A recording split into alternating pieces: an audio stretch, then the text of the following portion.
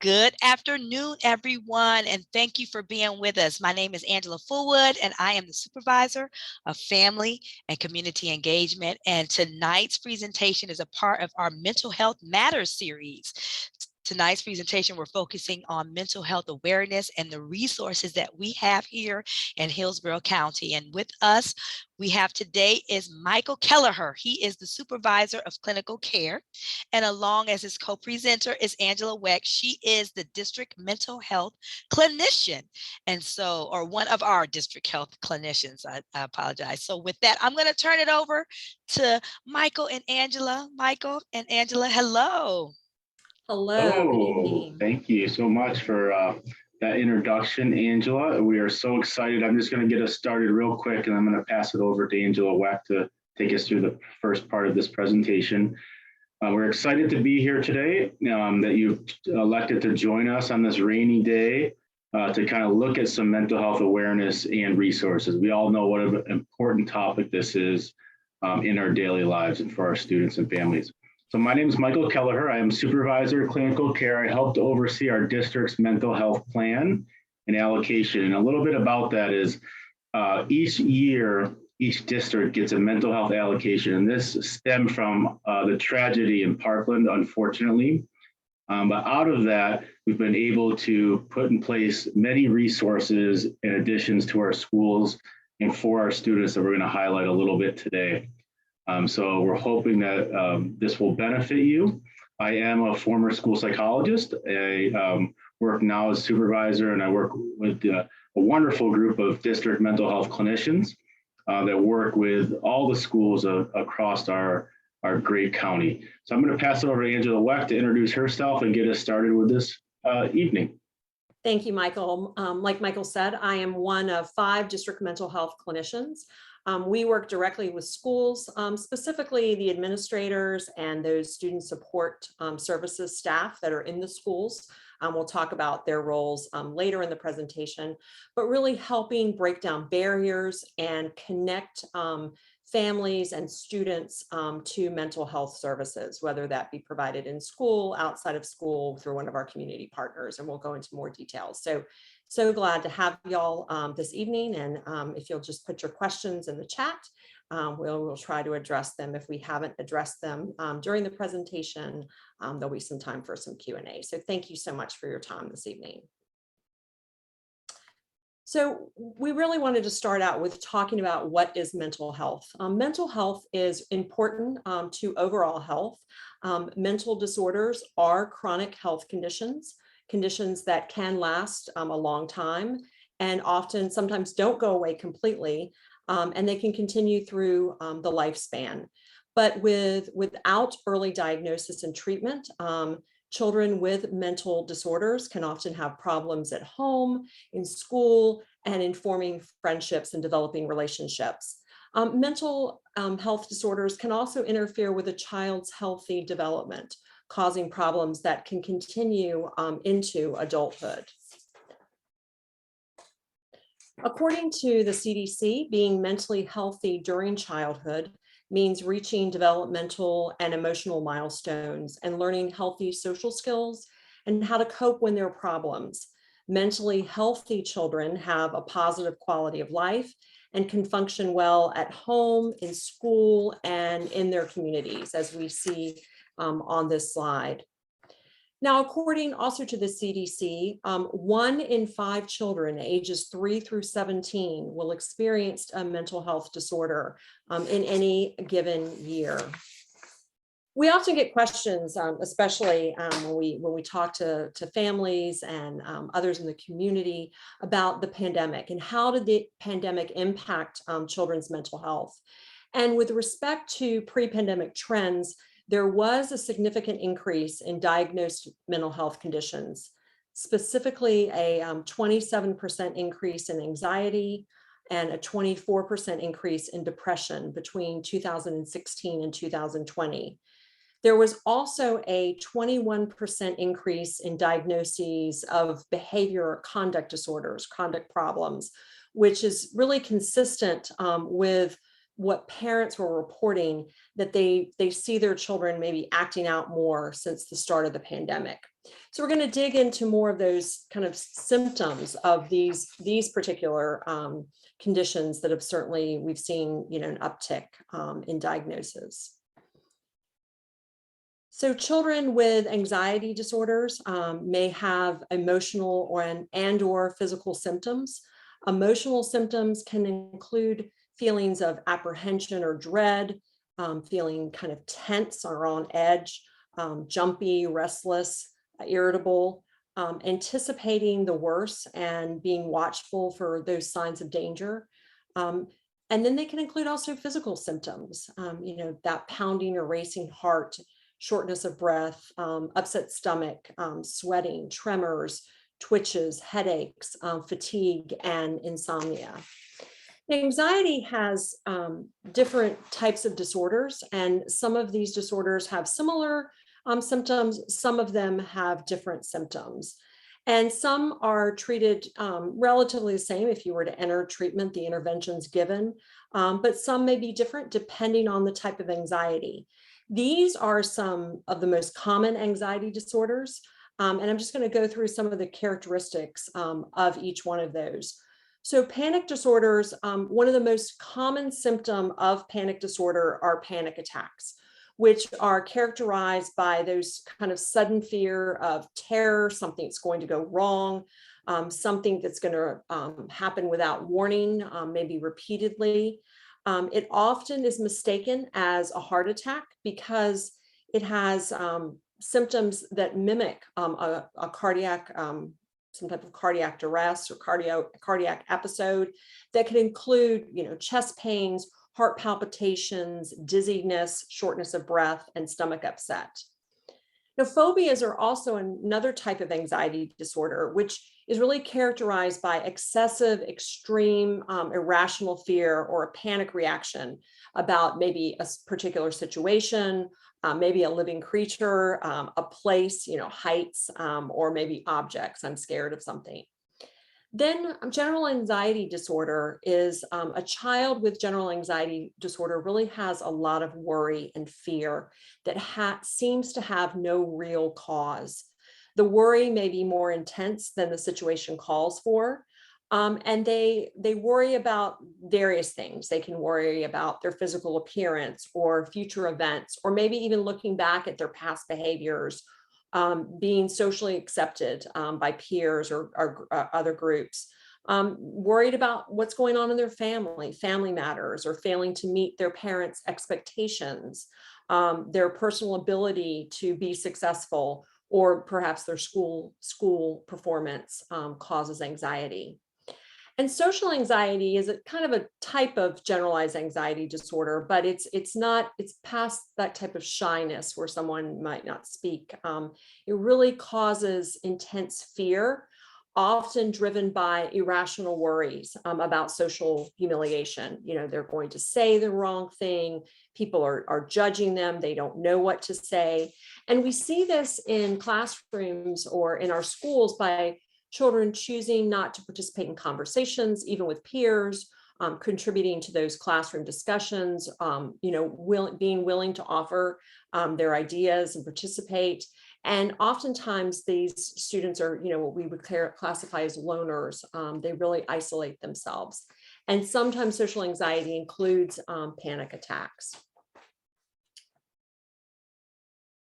Now, depression is another type of disorder where it usually, we all have our times that we feel sad or upset about something, but this is really something that goes on.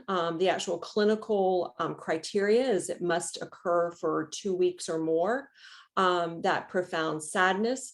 You may also see an increase in sleeping, or maybe not being able to sleep, insomnia, being sad or irritable, hopeless, really a very, very different demeanor, different personality than maybe what the child had presented earlier. And then we have behavior and conduct disorders. And conduct disorder is a type of behavior disorder. It's when a child has antisocial behavior. He or she may disregard those basic social standards and rules. We often see that shown by irresponsible behavior. They may skip school or run away from home. They may steal or do other things to violate the rights of others. They may be physically harming animals or other people. And these behaviors sometimes happen together, but one or more may occur without the other when we have with students that have conduct disorders. So, I've gone through this. I want you to know that most young people pass through childhood and adolescence with relatively little difficulty, despite challenges. But when a young person encounters difficulties, they tend to be quite resilient. They continue to thrive and mature and increase their competence when they're dealing with difficult situations. And there are many factors that contribute to resiliency, and we're going to discuss that information later in our presentation. But before we tell you what to look for, we would like to present a video of our students. It was produced here in Hillsborough County with our own students, high school students, telling you what they want their parents to know about mental health.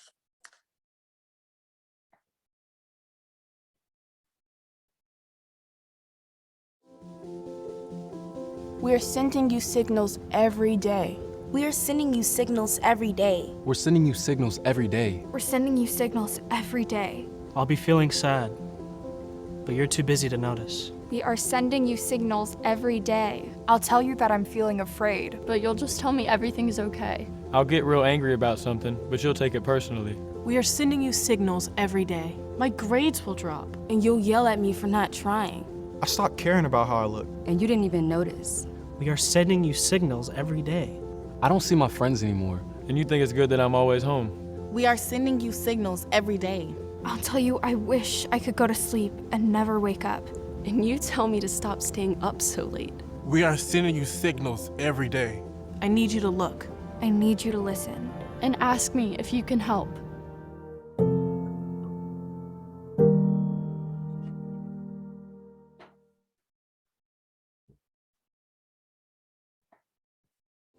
Oops. So when we know the signs and symptoms, we're able to intervene earlier. Like a physical disorder, the earlier we get treatment, the better the outcome. Research has shown that 50% of all lifetime cases of mental illness begin by age 14, and 75% begin by the age of 24. So delayed treatment of mental disorders impacts the outcome of treatment, and the average delay between the onset of symptoms and intervention is 8 to 10 years.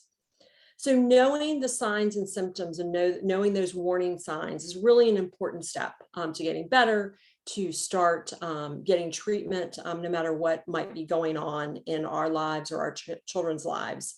So, and then over the next several slides, we're going to review some of the warning signs that you as a parent may see.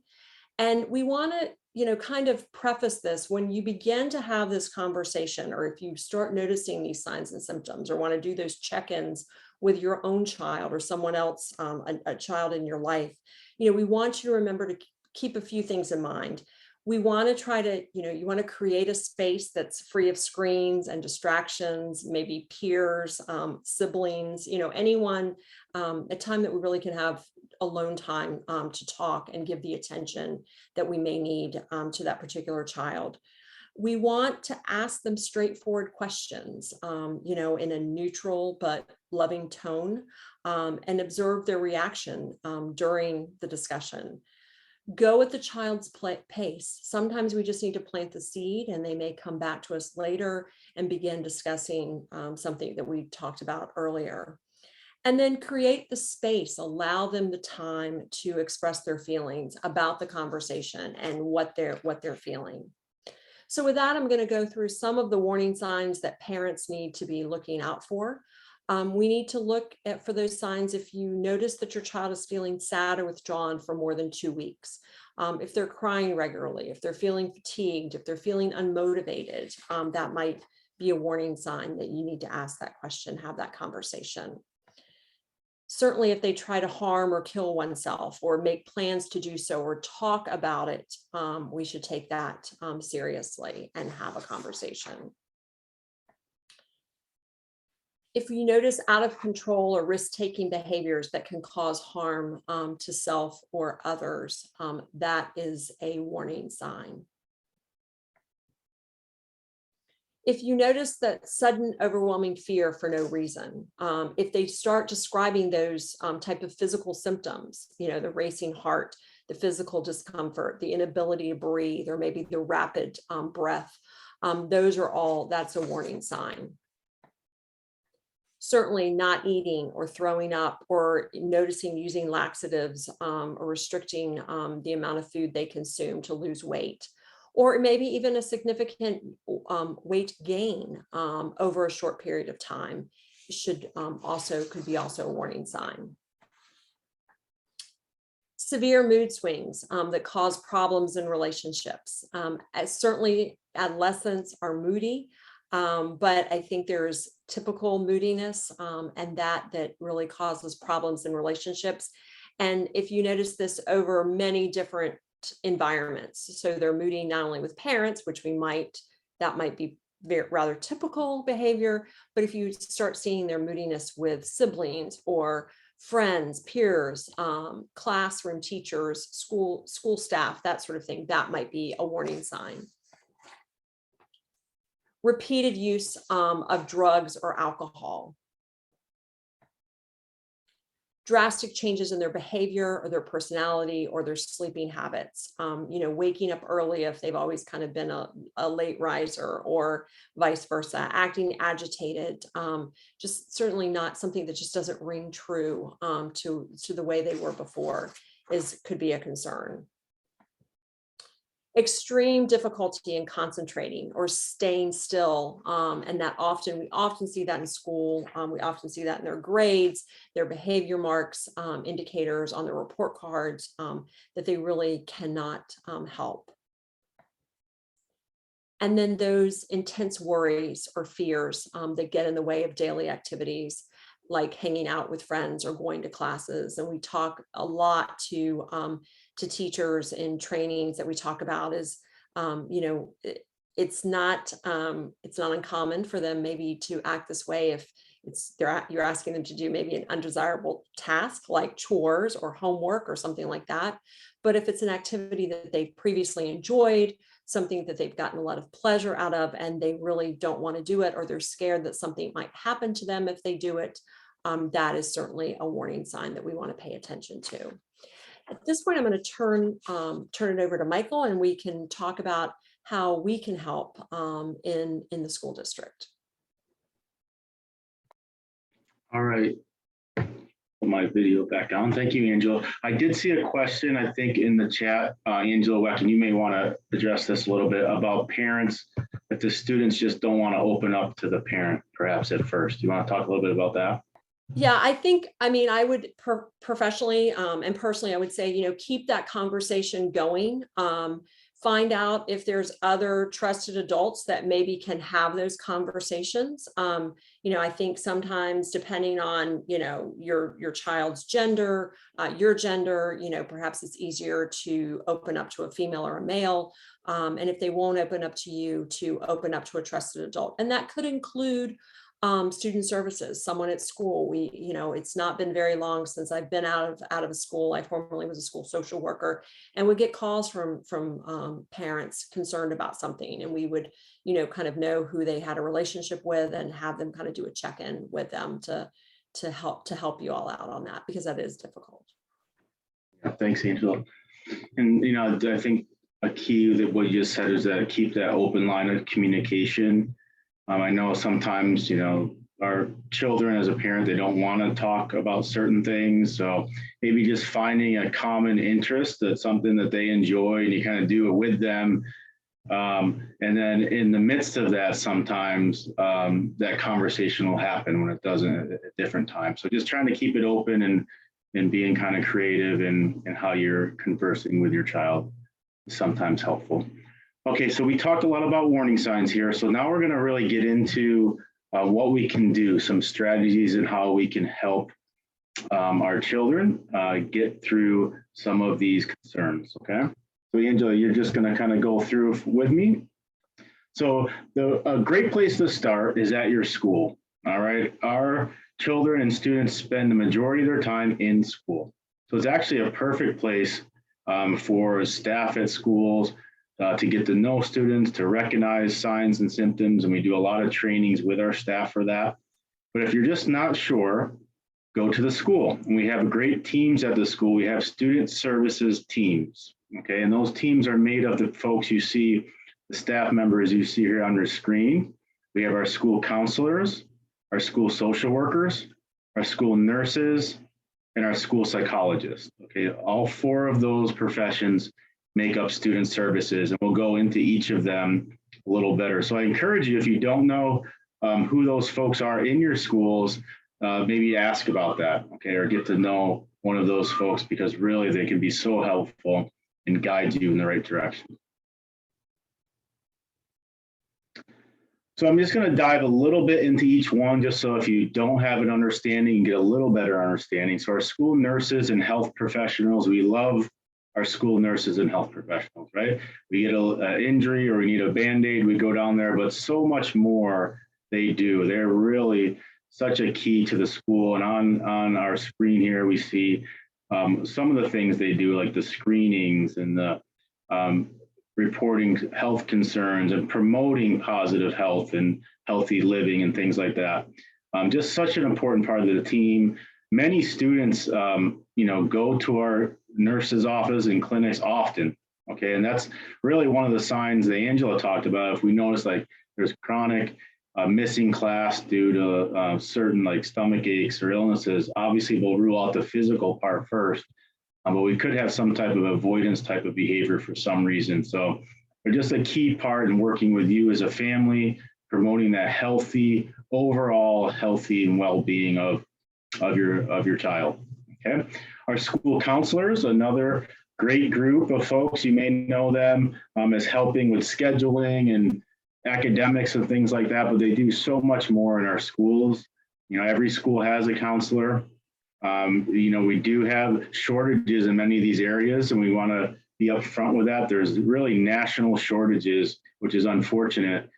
So our schools are really working hard to kind of keep up with all the demands there. But our counselors do a great job with the academic career, but they also are mental health professionals in the school. All right, they provide counseling, they provide mental health supports.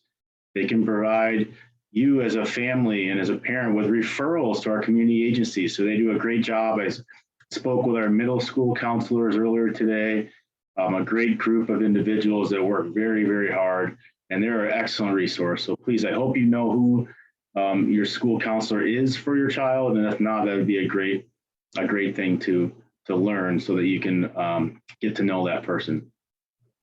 Our next group that we'll talk about a little bit is our school social workers. We love our school social workers, and actually all the clinicians on our team here are former school social workers. So we know how wonderful they are. They really are a crux of hooking families up with the resources they need. There's so many needs right now. I mean, we're still, in a pandemic. It's been over 2 years. We know there's monetary needs, housing needs, mental health needs, all that wrapped up in a lot of pressure and stress. So social workers really can knit that together for us and weave a way that we can access our community resources and our school resources. So another great avenue for you as parents to kind of get to know that school social worker and work with that person. And our last group we'll talk about is our school psychological services. I have a fondness for this because I am a former school psychologist. School psychologists help, again, in a range of areas, including academics, social, emotional. They evaluate students for potential disabilities and things like that. But they work very closely in collaboration with all those folks up there, the parents, educators, professionals, you as family members and students, to help promote that healthy and safe school environment. So you see with our school psychologists, social workers, and counselors, that's a good group of mental health professionals that's right at the school. All right, each one of those groups are designated by the state as mental health professionals that can provide services at the school. So again, a great place to start. Your school is there for you, and we recommend if you don't know what to do or you have questions to really start there. I see a question about school psychologists able to handle a child with autism. So really all of our folks there, that's a great question, work with all students. So of course, a student with autism, we're all trained in how to work with students of all types of disabilities and things like that. So yes, they are trained to do that, and we'll work as a team. We don't, school psychologists are great, our social workers are great, our counselors are great, our nurses are great. We try to promote that team effort to look at the whole child, to provide interventions. But yes, we absolutely all have knowledge and have done that many times. So we're happy to help with that, absolutely.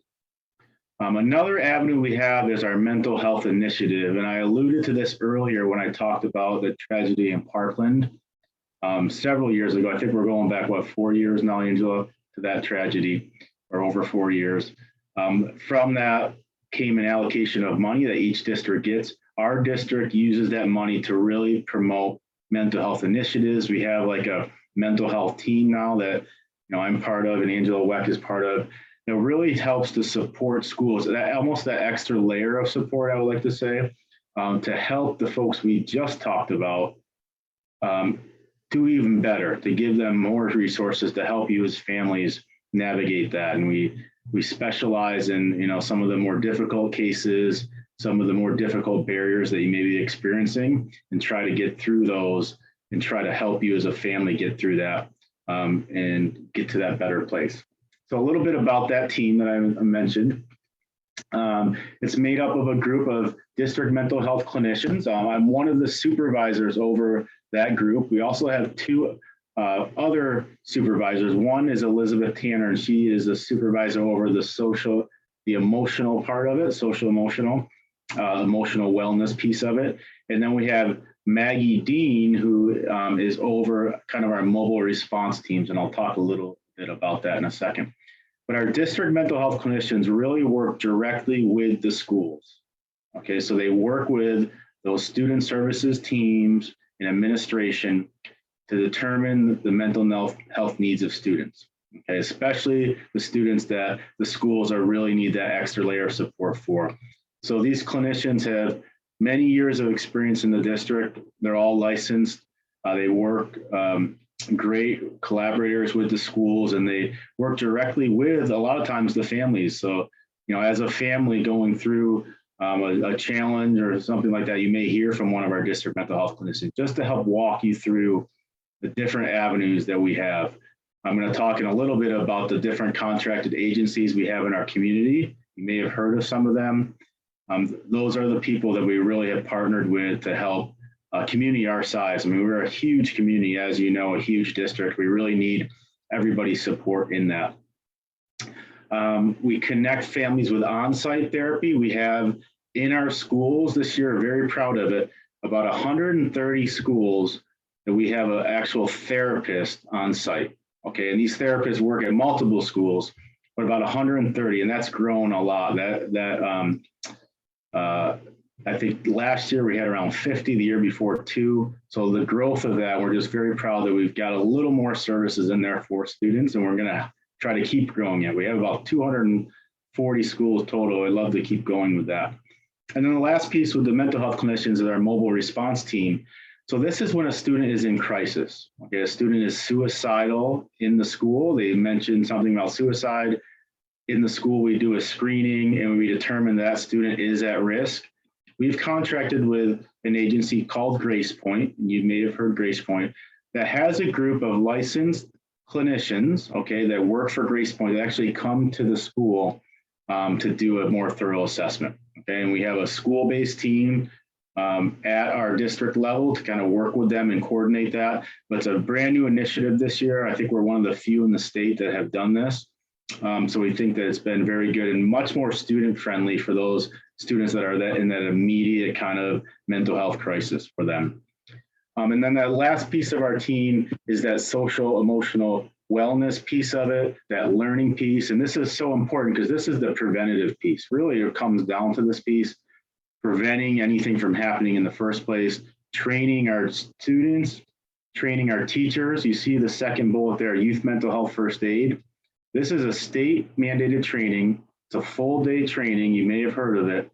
Each staff member in Hillsborough County Public Schools will be trained on this. Okay, and we're talking over 20-some thousand staff members, and we're getting there. Okay, we've been doing it for a couple of years now. We're tracking everything, and this really is a wonderful training. We talked about those warning signs that Angela talked about on how our staff members in the schools can pick up on those signs early, so we don't get to a tragedy or we don't get to a crisis. We also have other resources like Nucella, which is a kind of online mental health resource of reading that students can do, and it's kind of more interactive and fun for students. And we do a lot with threat assessment, and threat assessment is kind of when a student makes a threat towards another student, we look into that, investigate that, most importantly, intervene early to provide interventions for those students. So we train all staff in these areas, and we continue to do this just because of the sheer size of the numbers we have. So I talked about some of our contracted providers. Here is a visual of those providers, okay? And you may have heard of them in the community.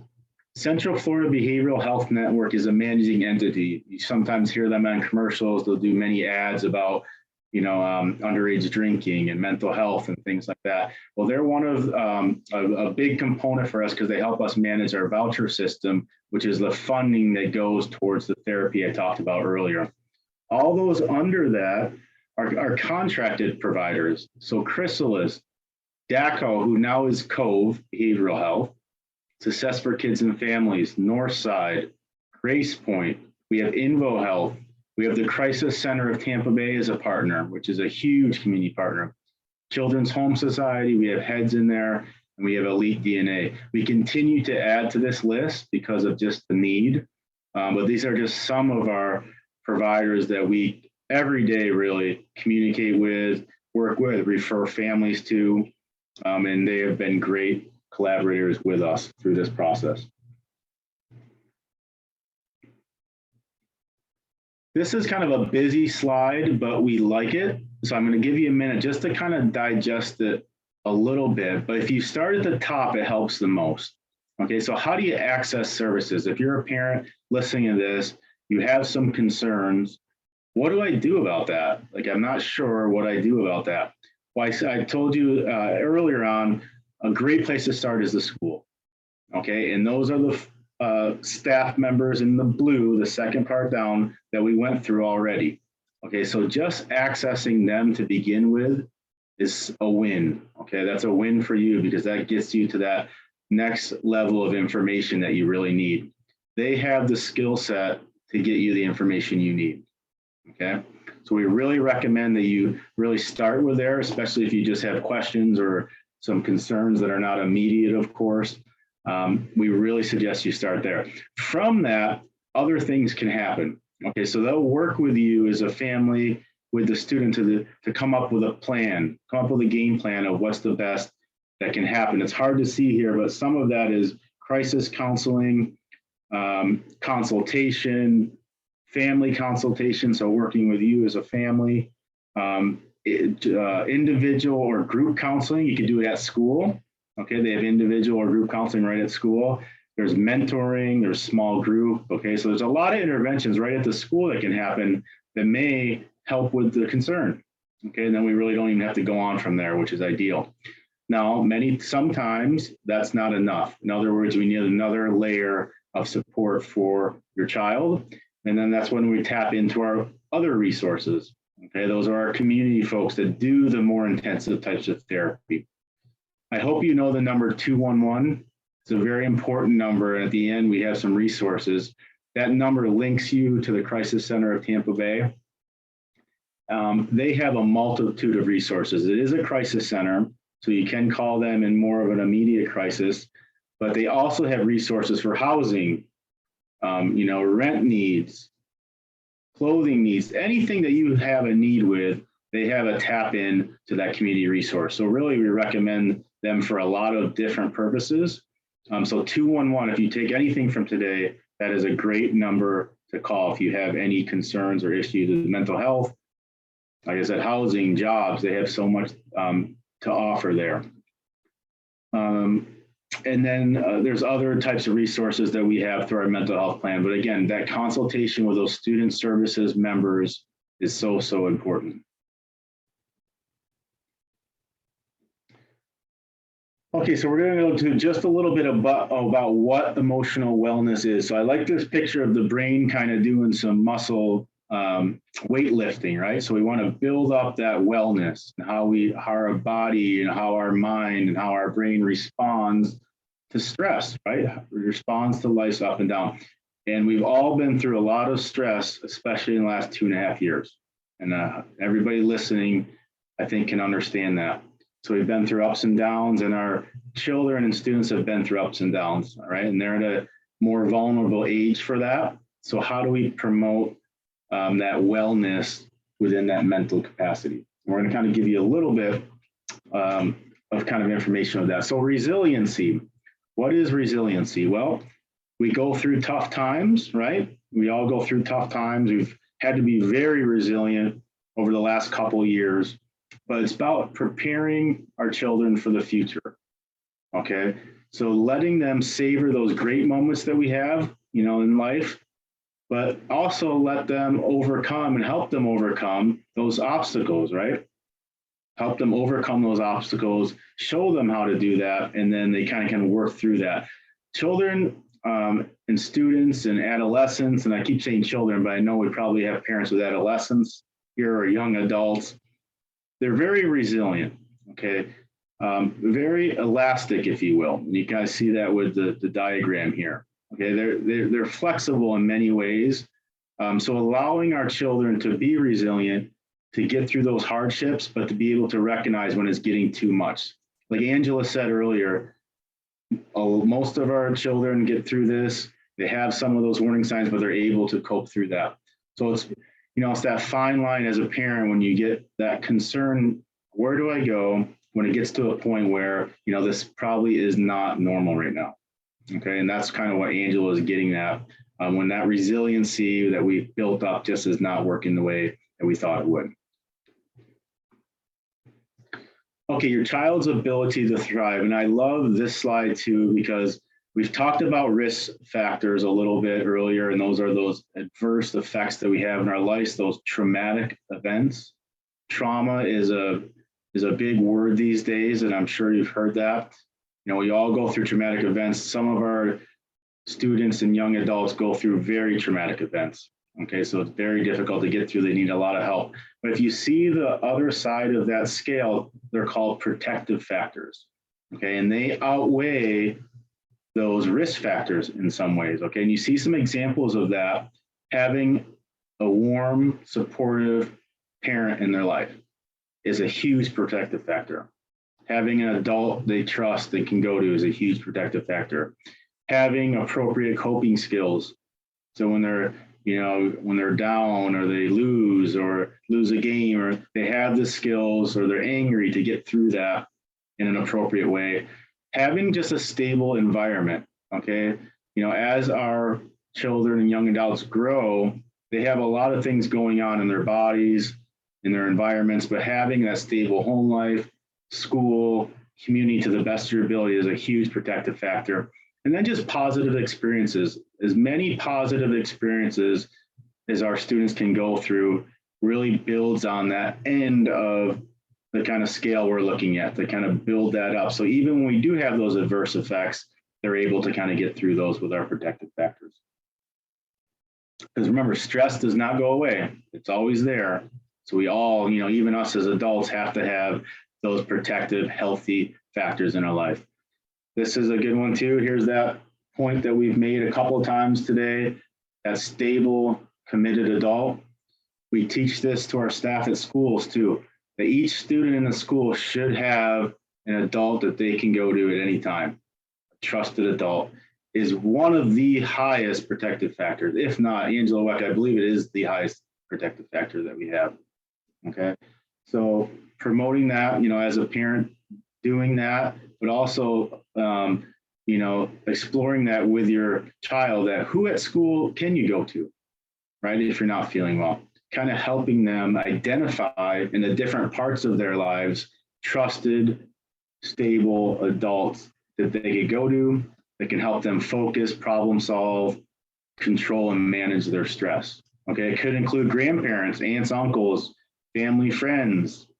All right, so just identifying those people that you trust and that your child or young adolescent would trust. Our decisions do have consequences, believe it or not. I have a 7-year-old, and I know this is a difficult one. Trust me, parents out there, I know this. Okay, so when our child does something, sometimes I'm guilty of it too. We try to, especially when they get upset about it, try to move them on from that and try to get through it easily without getting them too upset. But I have to catch myself too. Consequences are a part of life. So kind of having our kids kind of work through that. It's that decision-making piece of it.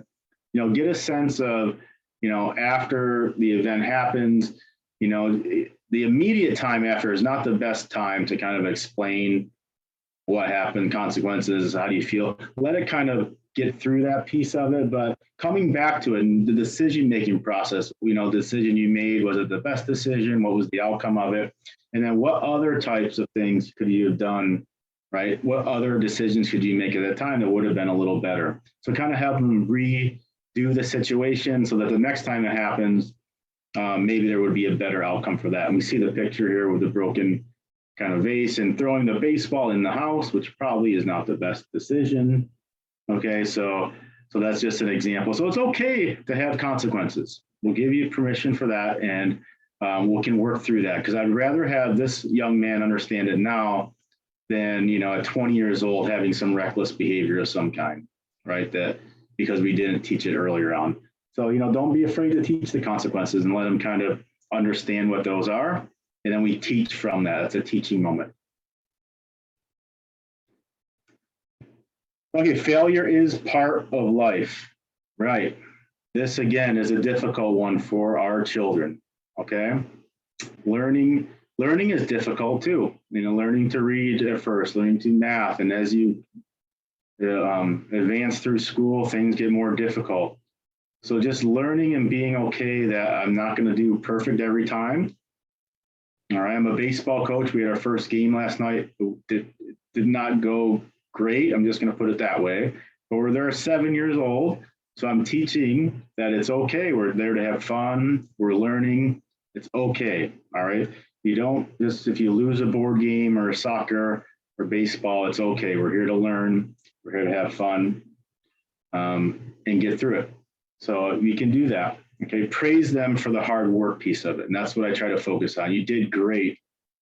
First inning, we were this way. And by the 6th inning, look what we're doing. We've improved just in one period of the game. Okay, so just focus on those positive pieces on it, reinforce those positive pieces, because we all are going to fail in some way throughout, but I don't like even the word fail, because, we're going to try again. That's the most important part. We're going to try again. Okay, we're going to try new things. Okay, so everyone has strengths. Right? Everyone has strengths. And I like this one too, because we focus on some of those strengths. All right. As parents, as grandparents or aunts and uncles, that when you are with that child or adolescent, that they have many things that you're probably amazed with at times, right? But amazed that they could come up with something like that, create something like that, physically do something like that. So really encourage those types of things. And when you find those things, encourage growth in those areas, help them set goals in some of those areas, right?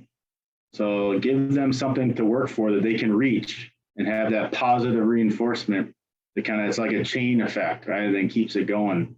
So let them grow, set goals within reach. And then, that's how you really get to understand their true capabilities. Okay, and I'll get back to that question in just a second. Okay, so encourage advocacy. This one is another good one. We want our children, our adolescents, to tell us how they feel and what they want, right? That's a good thing for them to tell them to be appropriate in that. Okay, so we want them to be appropriate in their wants and needs. All right, what we don't want is them to get like angry and outburst and then try to get it that way. So encourage them, encourage your children to speak for themselves. All right, try not to, I call like the listening ear piece of it. Okay, so you want to like tell them all the time what to do. So sometimes I stop myself too and say, let me just take a minute to listen. And it can be like the neatest thing when that student or your child or the adolescent just starts to kind of talk and you kind of figure out what their rationale is behind some of this, and you come to an understanding with that. Okay, so just be there to listen, put that listening ear out, and encourage them to kind of talk through that stuff. And that'll help with, to the point earlier from one of the members here about like if your child won't talk to you or things like that. So just kind of, just even if it's a little bit, just a little bit at a time, be that listening ear, and then, you can build on that. Okay, you can build on that. Okay, so the power of yet. So I'll give you a second just to kind of read through this slide.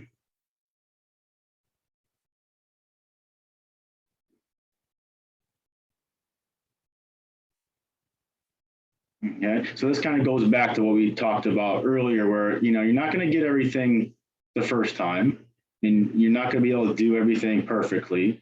I can't do this well yet, right? Nobody can do everything the first time. Nobody can. You can't eat athletics or academics or driving a car or a bike. Okay, nobody does it the first time. So just teaching your child that, yeah, that's kind of negative self-talk. Like, I can't do this. I don't understand that. I'll never do this. Well, you can't do this yet, but that's why we're trying to do it, right? And I'm here to help you through that. So again, it's like that reasoning almost, helping them kind of with that mental reasoning of how they get through kind of some of those difficult challenges, and kind of switching those words from I can't to I'm not there yet. Okay, so we take away kind of that negative self-talk and replace it with more of that positive kind of self-talk. All right, very good. So we're getting closer to the end, and we're going to answer some questions. Here are our community resources.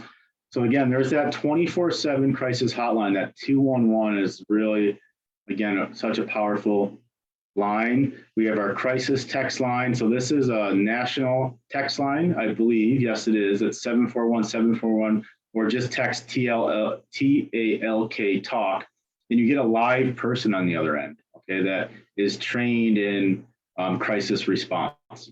Okay, and so for many of our students, they use their phones all the time, and so they feel more comfortable texting. So that could be a powerful one. There's the domestic violence hotline there. It's a national hotline. National suicide prevention hotline. You'll see that number. Child abuse reporting hotline. Sexual assault services. That's through the crisis center. So that's at 211.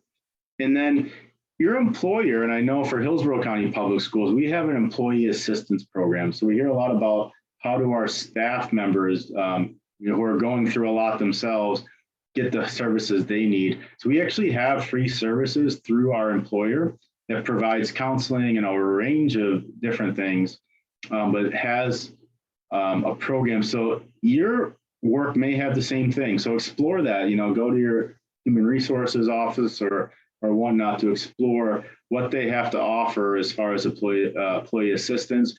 And many times that'll cover like the family too, for at least a certain amount of time, maybe not long-term, but at least to get you started somewhere. So explore that a little bit. Okay. All right. Thank you so much, Michael and Angela. Really appreciate this. Is great information. And I'm going to go to the Q&A now. We have a question in there, and it says, all have certain fears. At some point is normal when having fears becomes unhealthy. When is it unhealthy when those fears when is it unhealthy when having some fears really become unhealthy? Can you answer that?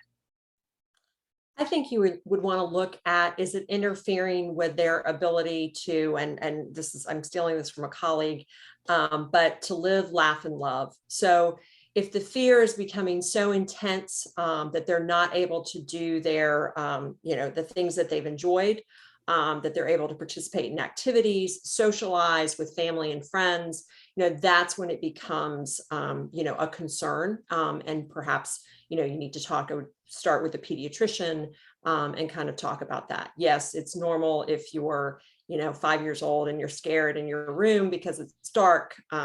If you're 15 and it develops, then that might indicate that there's something, there might be something else going on. There's, that we need additional interventions. Michael, do you have anything to add? Yeah, no, that's perfect. And just to add to that, I look at a couple of things like duration. So if it's happening for longer periods of time that you're not used to, so like all of a sudden sadness, right? They're crying, but they're crying all the time now. Okay, so that frequency has increased a lot.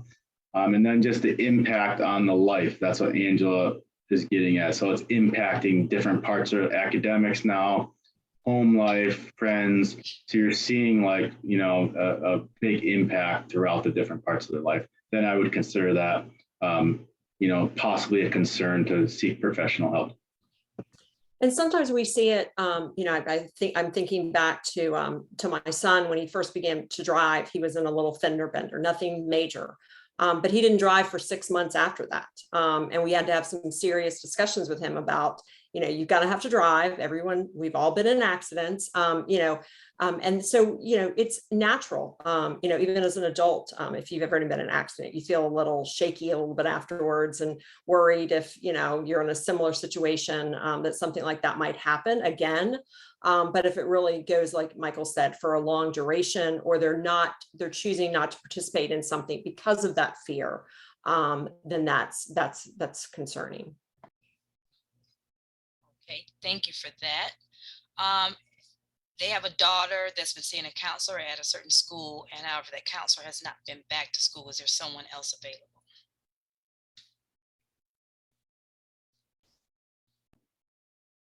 I'm not sure what the specific of that is with the school, but here's what I'll do. And I don't, because I know we have a lot of people on here and we want to just talk more privately. I'm going to put my. I did not want to say the school. Yeah, we don't want to say the school. So what I'll do, if it's all right with you, Angela Fullwood, Angela Weck and I will put our emails in the chat.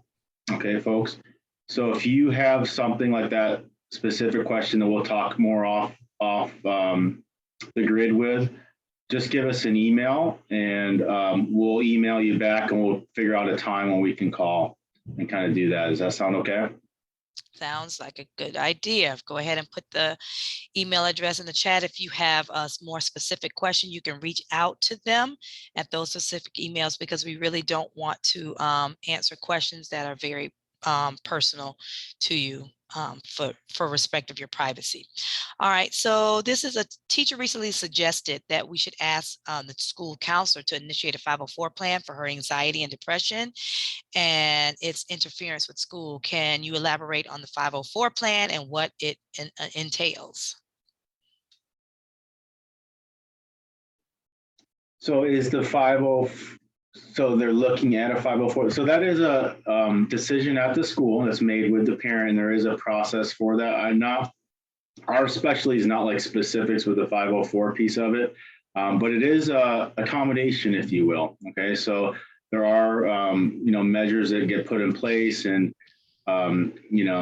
accommodations at the school that will happen after the 504 is initiated that will help with whatever the concern is. So if it's a mental health concern, they'll try to work with your child and student to get through that the best they can, to help them educationally throughout that day. Okay, so I'd encourage you to, again, those people at the school, those student services folks are really the experts at the school on the 504 and the students and your child. So really get to know them and ask those questions, okay? Because they will be able to really walk you through that process. All right, thank you for that. This next question says, my daughter has been giving me a hard time about going to and staying in school. What can I do?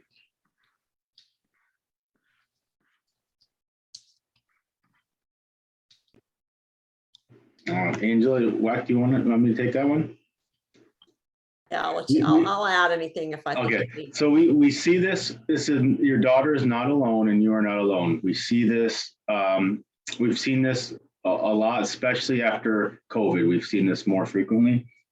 So I think that, getting to the reason that they don't want to be in school is important, obviously, and we don't know what that is, but just generally speaking, we want our children and students to feel that school is a safe place. Okay, we want them to feel safe there. So identifying, and we talked earlier about that there's adults at the school that they feel comfortable with, feel safe with. So maybe working with that team, and start with the team we talked about some of those concerns, and just have your daughter develop some type of positive relationship with one of those trusted adults at the school. And you might just start slowly with that. So you do introductions, you get her to go for a little bit to meet the person, and then you build upon that. You build confidence, in other words, that she feels safe there. We start getting that kind of proactive, qualities with her, so that we set up kind of a schedule or a game plan, so she can understand what that is beforehand, so she's not feeling maybe anxious or whatnot when she gets there. So again, I'll just kind of build on some of the successes with that. And, throughout that, hopefully we can get to the kind of the root cause of why she's avoiding the school. Angela? Yeah, I think really the root cause, but also, I'm not sure what age your child is, but depending on what age, having that some type of social connectedness. So whether it be a club or a sport or maybe band, orchestra, kind of a group of kids to hang out with that maybe have similar interests. That's always, a good thing, especially as they enter, middle school and high school, where they have more of those opportunities. That really, I think back on high school, and I think I went to high school a lot because of social, social things. And that's important to kids. And that makes that connectiveness. That's another protective factor of feeling like they're connected to a group of people, of peers in their school. So that's a good thing to explore too with her, depending on what her age might be is. All right, thank you for that. We located here end of 2020, a 9-year-old has just started showing some signs of depression.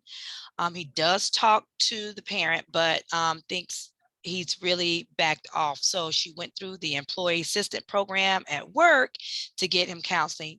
Wanted to know, has she jumped the gun? He had his introductory meeting last night and starts actual therapy next week. He does seem optimistic. Did she jump the gun? It sounds to me you did. I mean, it's not going to hurt you going to therapy. I had a professor in my master's program that thought everybody should go to therapy, whether they thought they needed it or not. It's not bad, no matter, even if it's a short duration. But let's talk about, kind of building that resiliency, building, there are people out there to help you. This may not be the only time your son may feel a little down or feel like he needs some extra support, and just you providing that positive experience for him to have someone to talk opens up for other times, maybe when he encounters obstacles for him to overcome and reach out to others. Yeah. And as a parent, your child the best of anybody. So if you have a feeling that needs to happen, I would say that's a good choice that you made. And it breaks down the stigma two piece. We haven't talked about stigma a lot today, but it's a good thing to go see somebody and talk to somebody. Okay, that's a good thing that's happening. And it should not be that, oh my gosh, that I have to go see a therapist. It should actually be the opposite of that. So I think it's a very good thing. And I think that's important, if you're having those conversations, to share, if you have any personal experience, if you're comfortable or someone and they're comfortable with sharing with maybe some mental health challenges, because like Michael said, stigma is a big factor. In fact, it's the number one reason why folks do not get treatment for mental health disorders. Is just the stigma that's around it. It's not money, it's not access, it's stigma. Yeah, one of the things we did, and during February, we did one of the things, why is it a stigma? And one of the things that came out of that webinar was sometimes it may be a punitive thing, like a court would say, okay, the judge would say, okay, in the family in the family judicial system, go, seek counseling. So they view counseling sometimes as being punitive, when, just like you said, no, counseling is never bad. It's, unless you just have the wrong counselor, but, it's always good to seek counseling, and mediate, because it's not like it's a problem. It's good to have counseling. And so that's one of the things that came out of there. And I was like, oh, that is so true. Like, it was like an eye opener, sometimes just viewed as being negative. So. And I think we're changing that. And I think our kids are really changing it. You saw that PSA that was produced, and, the actors are actually our students. We have a student advisory council here in the district for mental health. And so I think they're kind of changing the tide, that younger generation, and much more open about, their challenges that they have than maybe, the previous generation. So I think there is hope. And I like that we're changing the term too, from mental illness to mental health. Like, I feel like sometimes just a shift in a word sometimes makes it better. So everyone is saying thank you very much. And I think we have one more question, I feel, and I think you probably have already answered it, and they would like their child, I think a 13-year-old, to have a group where she can talk with other peers, where she can see that other kids have the same fears and same questions that she might have, and mediated by an adult. Are there some groups like that at some of the schools? Middle school, because, well, this could be a middle schooler going to high school. Are there groups like that at school? There are. I would reach out to the counselor. Sometimes they're facilitated by the counselors or school social workers or school psychologists. Sometimes they're just lunch groups. Sometimes they're book clubs. I mean, it's all kind of depending on what they think this kids might attract the kids. But sometimes having that peer association, it gets them talking about their feelings, things they're going through, and we all feel better when we feel like we're not the only one, when we're not alone in those things. So that's great. There are also some resources we didn't include, but if your student, I don't know anything specific about it, but if your student does have a specific mental health disorder, there are support groups. NAMI, the National Alliance for Mental Illness, is a great resource, but they have support groups for parents and then children themselves too. So the student services know a lot about those community groups too that might be out there, if that might be more appropriate in what you're asking. All right. Well, thank you so much. It is now a little bit past 5:30. So our power hour is now over, and it was so powerful. So thank you Thank you, Angela and Michael, for all this great wealth of information. And thank you, parents, for being such advocates for your children, advocates for your life, advocates for yourself. We are here for you. Mental health matters, and we have more coming. We have some more next week, and they're on, again, our YouTube page. Go visit. We have more trauma and other mental health topics that you might be interested in. So thank you all for being with us. And with that, I want to tell everyone, have a great evening. Good night.